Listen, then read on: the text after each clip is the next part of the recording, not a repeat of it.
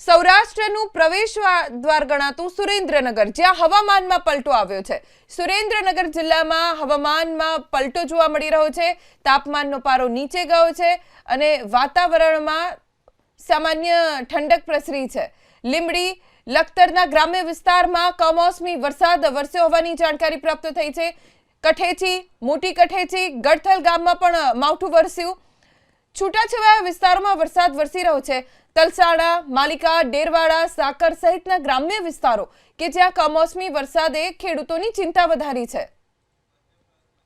સૌરાષ્ટ્રનું પ્રવેશદ્વાર ગણાતું સુરેન્દ્રનગર, જ્યાં હવામાનમાં પલટો આવ્યો છે। સુરેન્દ્રનગર જિલ્લામાં હવામાનમાં પલટો જોવા મળી રહ્યો છે।